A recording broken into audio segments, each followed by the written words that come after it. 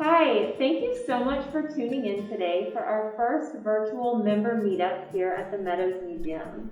I'm Caitlin Sanson, your membership manager, and with me today is Dr. Wendy Sepponen, our Mellon Curatorial Fellow. She is the curator for the Dallas installation of our exhibition upstairs, Alonso Berruguete, First Sculptor of Renaissance Spain. Hi, Caitlin, thank you, and thanks to the members as well for tuning in.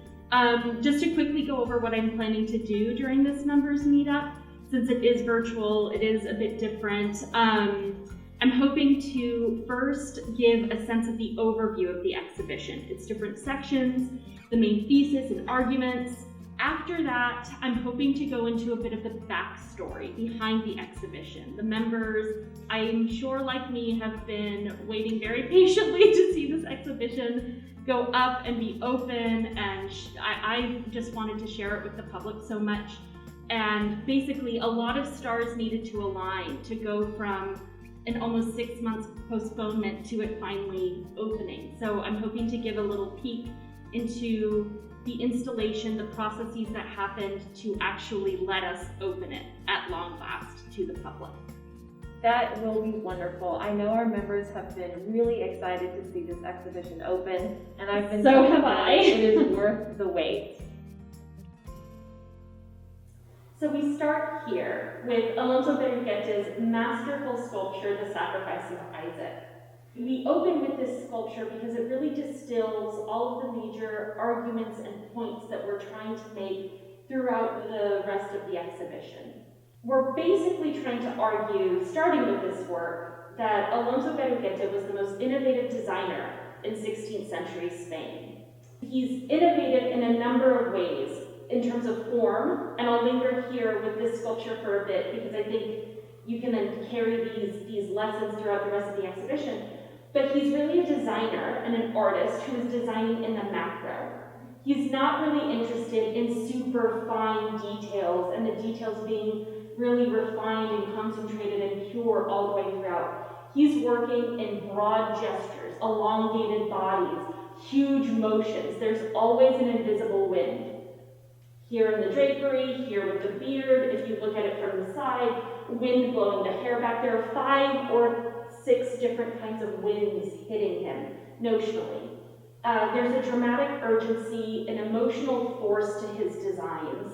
One of the reasons why I'm underlining the word design and designer so much is we don't actually know to what degree he really carved. We know he planned and designed, but to what degree did he actually pick up a chisel and go into the wood? Another reason the word designer is probably the better way of appreciating Alonso Berruguete is that it's a capacious category. It's a category that leaves rooms for all of his artistic identities. He's a painter. He trains as a painter, not as a sculptor. He's a draftsman, so he really is a very accomplished drawer. He's also an architect. So thinking about him in the category of designer actually lets us appreciate the whole breadth of his work and his talents. 2 other aspects that we try to get at in the exhibition are an attention to process. So whenever possible, we've tried to install the sculptures in the round, so you can get behind them and see the sections that maybe they weren't meant to see originally, but sections of the sculpture right at the back that reveal a huge amount about the techniques and processes used by him and his workshop. Another lesson we want people to walk away from, and this is going to set us up then for the next section of the exhibition, is the full range of sources that Berruguete drew from. Clearly an enormously accomplished, creative, imaginative artist, but what fed that creativity when he was young? For us to really prove the thesis that we're putting forth here, that Alonso Berruguete was the most innovative designer in 16th century Spain, we really need to give audiences a sense of, okay, well, what was he innovating from? What came before? And we start with this painting, which was made by his father, Pedro Berruguete, who is an enormously accomplished painter in his own right, And even though it's not documented anywhere, we know that Alonso likely trained in the workshop of his father. And if you look at the form and the composition and the technique here, it is completely unlike what we saw with the sacrifice. Enormous attention to detail. And I hope that when members come, they appreciate the enormous refinement of the surface here. If you look closely at her hair, you feel like almost you can see the individual hairs of the paintbrush. It's so specific. Meanwhile, Berruguete, again, is working super broadly, very emotionally. This seems almost depleted of emotion in favor of the description of surfaces. His father was working in the predominant style that was popular during Berruguete's youth in Spain, which is called the Hispano-Flemish style. And that is what we have here in this opening gallery after the introduction. It is, yes, hyper-refined, hyper-detailed, which is the kind of more Flemish part of Hispano-Flemish. What makes this Hispano-Flemish is that it is inflected with certain visual vocabulary specific to Spain, like in the Mudéjar style ceiling with the wooden inlay, which would have been very widely known, especially in the south of Spain.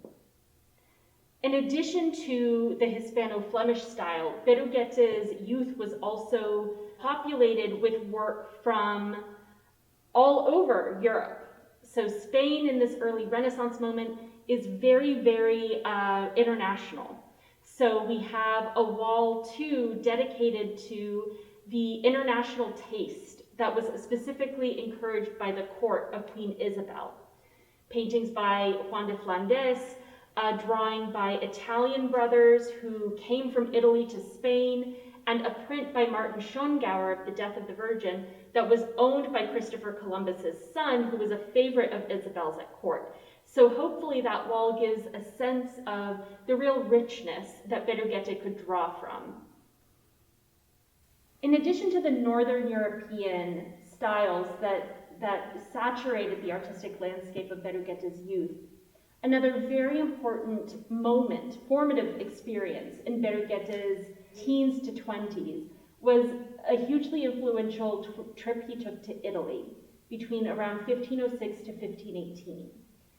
Spanish art historians have said that Berruguete was a Prometheus because he brought the flame of the Italian Renaissance to Spain, which is poetic and lovely, and Italy was definitely an important chapter in his life. But nobody who studies Italian sculpture, like me, would look at one of his works and say, that looks Italian. So it requires us to then be very specific about, well, okay, if he's not taking a broad Italianate style home with him to Spain, what exactly is he learning to then inform his imagination? One of the most important chapters then during his time in Italy was his experimentation with what's called mannerism. Mannerism was practiced mostly in Florence in the 15 teens, exactly when he's in Florence in the 15 teens. And it's an art that's based really on imagination, experimentation, learning anatomy so that you can then do really elaborate creative things with the represented bodies. So we have two examples here in the installation of his work from that Florentine Mannerist chapter. He's working alongside major Florentine Mannerists, not just copying after them, really practicing alongside them. He learns anatomy, but then he learns to distort anatomy and use these represented bodies as a tool of expressing his creativity and his designs and his vision. So we see very elongated fingers, implausibly long necks, implausibly muscled babies, and you really get a sense that Berruguete is really stepping into his own as a creative artist and designer. Another thing he takes from Italy is drawing. He becomes a very proficient draftsman, and his ability to draw as a way to plan compositions, play around and experiment, really serves him well when he goes back to Italy and sets up his workshop, because drawings then become this really important tool for communicating his designs to these enormous workshops that he has working for him. With all this talk of influences from his youth, from Italy, we wanted to anchor the first half of the exhibition in Berruguete's earliest known sculpture. This is the Ecce Homo from around 1523. And it's from another hugely important chapter of Berruguete's life and career. He returns from Italy around 1518. And he arrives in a Spain that is not interested in his Mannerist nonsense. They want altarpieces. They want sculptures, and they want these multimedia architectural extravaganzas. He's not necessarily equipped to make those things. So savvily, he arrives in 1518, he starts signing co-contracts with sculptors for these major altarpieces. First, he starts as a painter for the altarpiece, but then in 1523, he co-signs an altarpiece for a church in a town about 25 miles south of Valladolid, in a little town called Olmedo. Within 10 months of starting that commission, his collaborator dies. And Berruguete inherits the commission, his tools, and likely members of his workshop. And this basically sets Berruguete up to become a master of retablos, a master of altarpieces. This does not come from that altarpiece, it comes from a side chapel in that church, in that same church. So it's from this transition period where he's really stepping into his own, through his own savvy, really, into the career that basically sets him up for the rest of his life. And again, like with the sacrifice, we see a lot of those same formal traits, hugely inflected by his time in Italy, but also with some of that same elongation that we see in the Spanish-Flemish style. The crisscross legs, the impossible way that the weight is being carried by the figure, the gaunt face, the amazing expression, the interiority of the gaze. It's an amazingly accomplished work. Now, did he carve it? We don't know, but it is definitely indicating the style that he will be working in for the rest of his career. The commission that Berruguete gets after he finishes the altarpiece for the church in Olmedo and the Ecce Homo that we just looked at, he secures the commission for what widely becomes known as his masterpiece in the field of altarpieces, which is the high altarpiece for the Benedictine monastery San Benito el Real in Valladolid. And it is from this altarpiece that the majority of Berruguete's works here in Dallas come from. It was an exceptional commission. It is an altarpiece that was likely 6 or 7 stories tall, enormous. And in this space, we transition from these really tight kind of art historical lessons, interventions. We hope that when people step into this space of the exhibition, the force of his works, the dazzling quality of the gilding, of the polychromy, just kind of washes over people, and that they spend time here and linger and enjoy and get lost in his sculptures. Curatorially, there are a few lessons we're still trying to get through. It's not just all loosey-goosey experiential. We're trying to really communicate to people who come to the Meadows a sense of the scale of these kinds of commissions, and this commission in particular. This can be particularly well seen in the crucifixion Calvary scene, where the size of these objects are huge. We're also trying to, in this space, give a sense of the architectural component that was required by these kinds of commissions. So our wonderful designer, Francisco Paco Bocanegra, designed structures for us to set the sculptures into. We hope that these designs and these reconstructions bring to life some of that original architecture that unfortunately could not travel to Dallas. We also can see that he's working in painting, he's working in architectural ornamentation, he's working, of course, in sculpture, and that, of course, he was likely working in drawings to communicate this immense number of designs to his workshop. There's another vignette in this space that is my personal favorite. I like to call it the Wall of Bodies.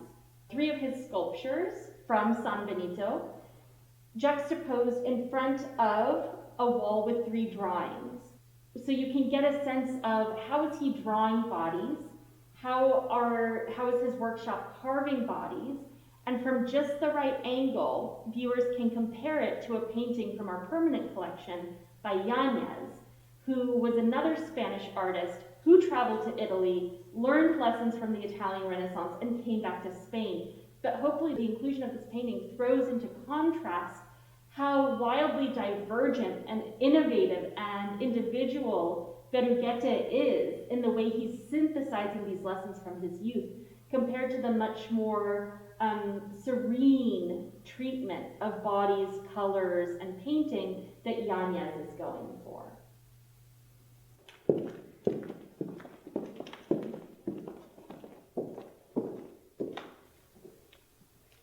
Here on this wall of bodies, we also installed these 3 sculptures to be completely visible in the round. We wanted to do this, like with the Sacrifice of Isaac, so that people can appreciate the very, again, experimental, ad hoc, almost improvisational way Berruguete and his workshop made these bodies. From the backs, I hope people appreciate, it looks like, oh, this figure was missing a hip. Let's glue some more wood here. My favorite detail from the Wall of Bodies is this detail here, which from the front reads as completely integrated with the wood. But when you walk to the back, you see it's actually just a cloth that's been dipped in glue and modeled around the carved wooden form. So seeing the backs of these is unique to the Meadows. They are not even installed like this in their home museum in Valladolid. We have a real opportunity to appreciate and get curious about, well, how did they work? How were these things made? How did these works go from designs in Berruguete's heads to sculptures in an altarpiece in a dimly lit church?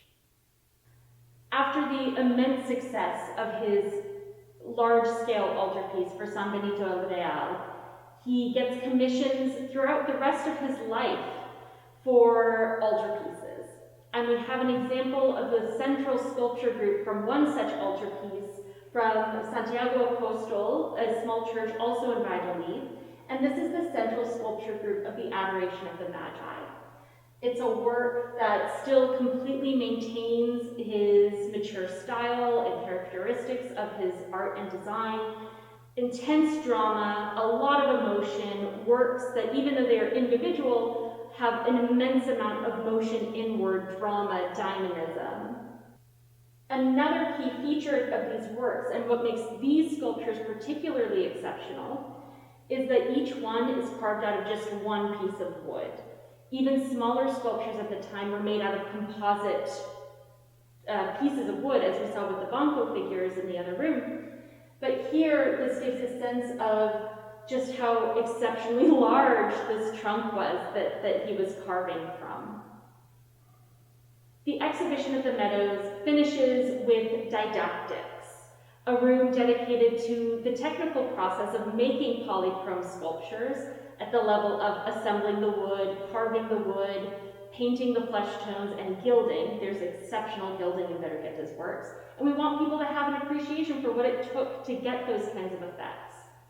We also have a didactic gallery dedicated to a kind of macro level view. We've done a lot of really close object looking. The final hallway is really dedicated to Spain during Berruguete's life, all the changes that it went through, how exactly geographically large the footprint was of Berruguete's career in terms of where he got his materials, where did he travel, and then also where did the works that he made travel to throughout Spain.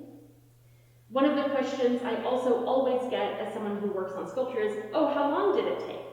So we also include what I call a productivity chart that basically charts out how long each of his major commissions took, and also how many he and his workshop had going at the same time.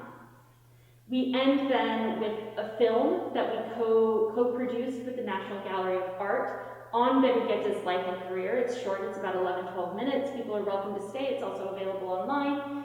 And we also, for the first time, have in-gallery interpretives geared specifically towards kids that draw out some of the themes for children of the exhibition in terms of using your body to express emotion, the technical processes of assembling different pieces of wood, and also that hugely infamous Berruguete wind, and how do you create motion in sculpture. So now we turn to the story of installation, the 6-month-long story / saga of what it took to put this exhibition together. We started in March. A lot of these works were already installed in Washington, D.C., and so they were loaded onto trucks and brought here to Dallas. We also have some works that are exclusive only to Dallas that we were expecting to come in from Italy. So in March, we basically started with what's a traditional installation, and I want people to know what's traditional, like with the exhibition, what's traditional, and then how is this unusual, what did we depart from? So a traditional exhibition, loan exhibition, means that the works travel with and are installed with someone from the lending institution. So if we have works from the Museo Nacional de Escultura, there is a representative, a curator, or conservator from that museum who will be here with the works when the crates are opened, the works are installed. That's the traditional way it happens. That happened with 1 out of the 46 objects we have in this exhibition. And it was with the painting by Pedro Berruguete that I discussed in greater detail earlier. Every other work, we had to work, like the COVID wheels started to come off the wagon.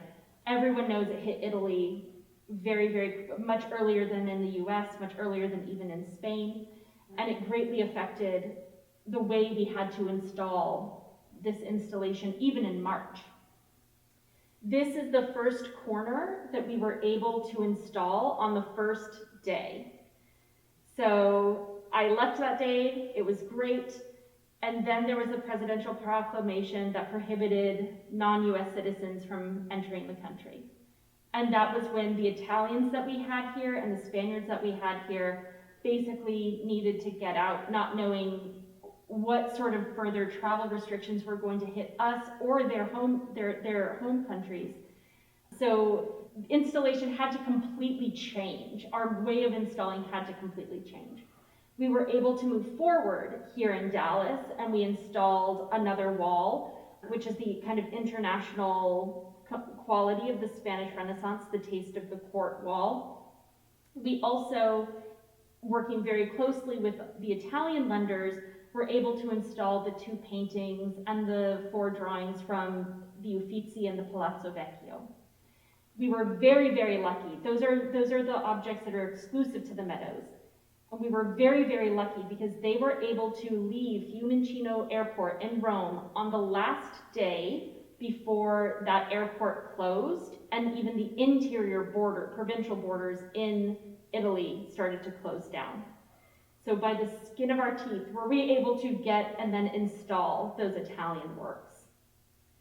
And then COVID hit the US with obviously quite a brutal force. SMU closed, Dallas County imposed stay-at-home orders, and even though we've been able to return to work, the rest of the installation, and all of the sculptures were still in their crates, waiting to be installed. That brings us to chapter 2 of installation, which is basically the August to September window. We've stayed in very close contact with all of our lenders. All of them graciously agreed to extend the loans in the hopes that we'd be able to finish installation and open in the fall. But all the right stars had to align. We were waiting for Spain's COVID cases to quiet down so that they might be able to come, but the presidential proclamation is still in effect. We were waiting for Dallas to get safer. Just nothing was really lining up. Finally, we were able to negotiate a virtual installation, where instead of having an in-person courier from the lending institution here supervising installation and condition checking, we did so over Zoom. Everyone's using Zoom, and apparently now so are museum professionals. So we had an iPad on a stand. Sound quality was terrible, so I then had a Bluetooth speaker wedged under my arm for the entirety of the first day. I would hold it up to my ear like an old-timey giant telephone, just to try to hear them and speak to them. We had our art handlers here who, shout out to Unified, so professional, so communicative, so patient, so professional. And then also Julie Herrick, our exhibitions manager, and Anne Lenhart, our collections manager, all here helping on hand. We were able to install, I think, 4 sculptures in the first day, which was remarkable. And the second day, we really hit our stride. I got a Bluetooth earbud. They were talking to me. I was talking to them. I was their mouthpiece, kind of translating and communicating to our art handlers, to Julie, to Anne. And I just had that iPad stand with me every single minute of the day, tilting it down, tilting it up. If ever they needed a better image, I would take it on WhatsApp. I'd take videos on WhatsApp and send it to their courier team. We really found a rhythm. And because of the time difference, we had very early days for us. So we took from about 7:30 a.m. to about 1 p.m. every day for 6 days. And in that time, we were able to install all of the sculptures safely. It was quite an accomplishment. It took a lot of patience and a lot of trust. But I'm very, very proud to say that it went off without a hitch. And we can now say it's open to the public. Thank you so much, Wendy, and thank you all for joining us today. I hope you've enjoyed learning more about our exhibition and how it came to finally come to Dallas. Thank you so much for your support as members. We, of course, couldn't do this without you, and I hope to see you at the museum again soon.